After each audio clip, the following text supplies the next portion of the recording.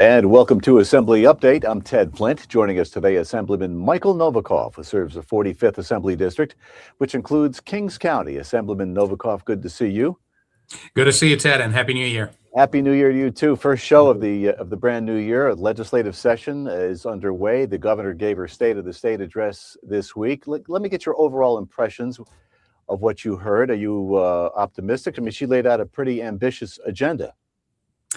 You know, Ted, I think this is nothing short of astonishing hypocrisy because Governor Hochul was essentially repeating the very points Republicans have been making for years, which is public safety, greater freedom for businesses, less bureaucracy in, per se, housing construction, nuclear energy, and quality education.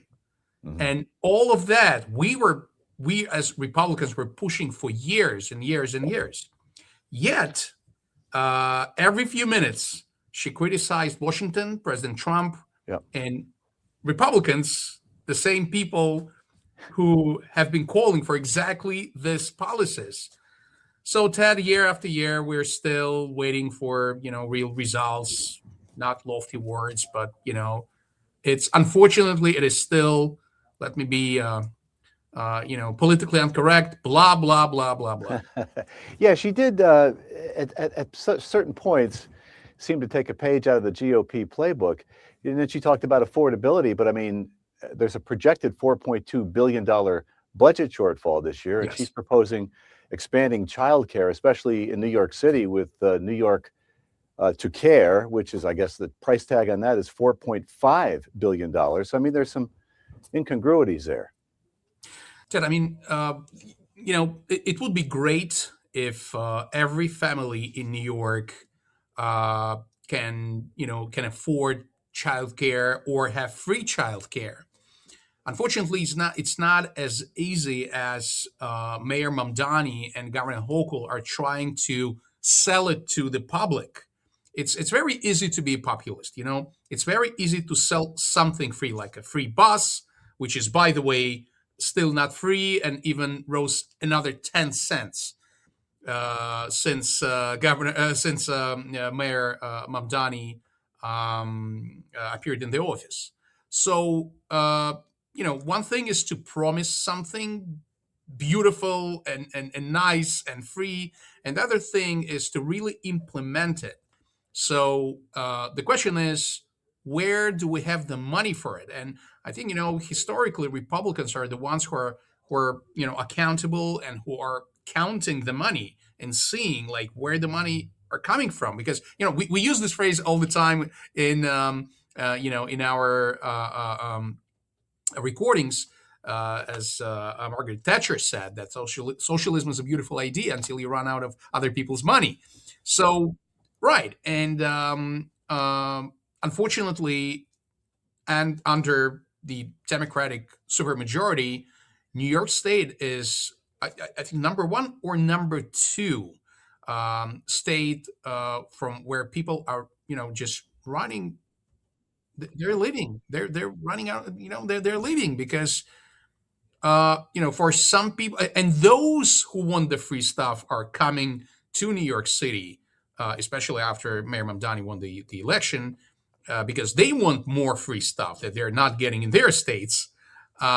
So this is how it's changing, unfortunately. So people working class with money, tired of extra overtaxation, are leaving the state. And those who do not have money and want free stuff are coming into the state. So imagine what it's going to look like in a few years. It's not going to look, it's going to be not a pretty picture. Some people will get free childcare at the expense of other people.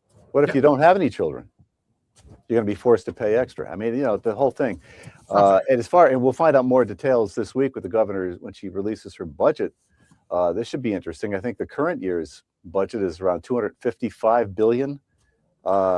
Something we didn't know yet. Some people I was chatting with. We were at one of the events, like where we're like guessing, bidding on what the new budget is going to be, and I said, well, I think it's going to be around 260 billion. which is still crazy. And someone said, you know what, with the Mamdani demands, I think it's going to be like 275. Holy So cow. yeah, so we'll see. We'll see. We can only guess. But again, let's not forget that Governor Hochul endorsed Mamdani, a socialist, an anti-Semite. And why she did that? Because she needs to be, she wants to be reelected. And she's very unpopular in the suburban areas. So she wants to be closer to the socialists in New York City. So New York City votes for her. So you think she may be trying to curry favor with Mamdani and his supporters? Yes, I do think so. All right. We'll find more out next week when she releases her budget. Let's discuss. You're now the ranking member of the Children and Families Committee. What will your priority be in that position? What are you concerned with most? So first of all, it's a big honor for me to be a ranking member of the Children and Family, and our state consists of children and families, and we do need we have that we must make everything in our power to life of the families better, easier, and unfortunately, it's not the case in New York State today. So, and of course, one of the issues we're discussing there is that everybody, regardless of if you're a Democrat or Republican, we all want the best for our children, right? Yep. And but again, let's say we were voting in the committee. We were voting for the bill which will require the state to provide, those coming from shelters, those children, to have luggage so they don't come, with the garbage bags in their hands. And nobody's against it. It's kind of common sense. The state with a $250 billion budget can afford, to give some luggage to the kids. Mm-hmm. But things which require enormous amount of money just to make the socialists happy, we're completely against it. We need again, we're ready to give everything to our children, but we need to weigh on the economic circumstances and consequences of what are we doing. And all this extra spending is in addition to the extra money that's being asked to fund public education, healthcare, Medicaid, those kinds of things. Those are big ticket items. Which by the way, Governor Hochul started talking about quality of education, but if we would look in the past, and there is no one to blame for it. They blame Washington about everything. There's no one to blame. They have Democrats are ruling the state, so there's no one to blame that our education is one of the worst, and one of the most expensive at the same time, right? Even look at charter schools. The performance of the kids in charter schools is much better than in public schools. What does it tell you? It tells you about another mismanagement of New York State in education policies. Because listen, the school for gifted and talented should be for gifted and talented, regardless of the color of their skins, regardless of how rich their family is or how poor that family is. It's for gifted and talented. Period. That's it. So and that's a big issue. That's a huge issue actually. That some people say I'm from a white family. I cannot get into that school. That is ridiculous. Yeah, that's discrimination. That's discrimination based on skin color. Sure. Yeah. All right. Let's talk about. You're busy in the district. You are one of the hardest working assemblymen in the conference. Thank you, Dad. But you're up. I know all my colleagues work hard. you guys all do. But you addressed the NYPD 61st Precinct Council Wednesday. You presented an assembly proclamation to the captain. What was going on there? Tell us about it.